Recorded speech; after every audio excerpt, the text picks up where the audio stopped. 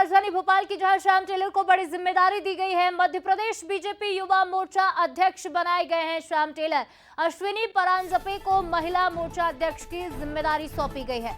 तो प्रदेश अध्यक्ष हेमंत खंडेलवाल ने इसका ऐलान कर दिया गया है। लंबे समय से इंतजार किया जा रहा था युवा मोर्चा के अध्यक्ष के नाम का, साथ ही महिला मोर्चा के नाम के अध्यक्ष का भी ऐलान हो चुका है। तो युवा मोर्चा अध्यक्ष की जिम्मेदारी मिली है श्री श्याम टेलर। आपको नाम नजर आ रहा होगा इस आदेश में जिसे जारी किया गया है। तो देखिए, महिला मोर्चा के अध्यक्ष बनी है अश्विनी परांजपे।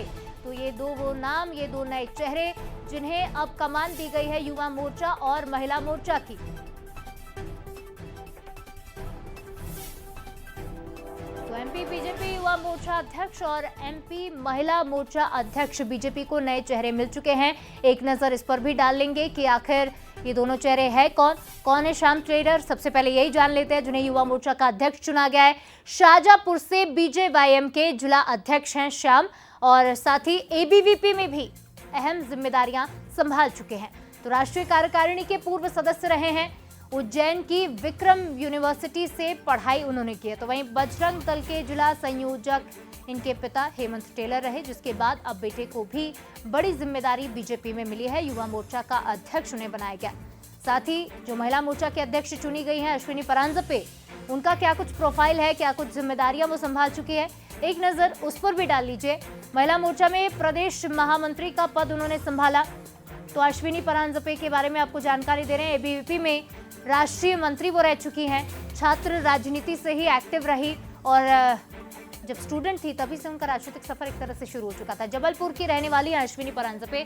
ऐसे में इन दो नए चेहरों को जिम्मेदारी दी गई है और क्या कुछ मायने निकलते हैं ये भी जान लेते हैं और किन फैक्टर्स को ध्यान में रखते हुए ये जिम्मेदारी दी गई है जानेंगे। हमारे साथ एग्जीक्यूटिव एडिटर मनोज सैनी सीधे लाइव जुड़ रहे हैं। मनोज जी, लंबे समय से इंतजार था, दोनों ही पदों पर आखिरकार ऐलान हो चुका है नामों का। किन समीकरणों को साधते हुए इन दोनों नामों को चुना गया? देखिए, एक तो यह कि टीम हेमंत अब पूरी तरह तैयार हो गई, जिसमें सभी मोर्चों के अध्यक्ष घोषित कर दी गए, कार्य समिति बन गई है, यानी बड़ी तेजी से भारतीय जनता पार्टी काम में जुट जाएगी। लेकिन जहां तक दो नाम जो बड़े चौंकाने वाले नाम है, श्याम टेलर जिनका नाम है, जो शाजापुर से आते हैं और बहुत ही एक अलग तरह के युवा तुर्क मिजाज जैसे कहा जाता है, जैसे युवा मोर्चा का जो अध्यक्ष होना चाहिए, तो बहुत अलग तरह से मुझे लगता है चयन हुआ है और एक अच्छे युवा को जिम्मेदारी सौंपी गई है। उनके पिता बजरंग दल में रहे हैं, जाहिर है कि उसी तरह का मिजाज श्याम का भी है, लेकिन श्याम एक अलग तरह से अपनी पहचान रखते हैं युवाओं के बीच में। जिला अध्यक्ष हैं युवा मोर्चा के और जिला अध्यक्ष से सीधे अब प्रदेश की कमान उनके हाथ में हुई, प्रदेश के अध्यक्ष बनाए गए और इसको लेकर कई तरह के नाम सामने आ रहे थे, कई नाम सामने आ रहे थे, लेकिन चयन जो हुआ है वो श्याम टेलर का हुआ और वजह है उनकी सक्रियता। दूसरी अश्विनी परांजपे की जहां तक बात करें तो ये जबलपुर से आती है, यानी एक जिम्मेदारी महाकौशल को मिली है और एक मालवा को मिली है। अश्विनी भी बहुत एक अलग तरह की युवा पहले रही है, जब वो एबीपी में रही है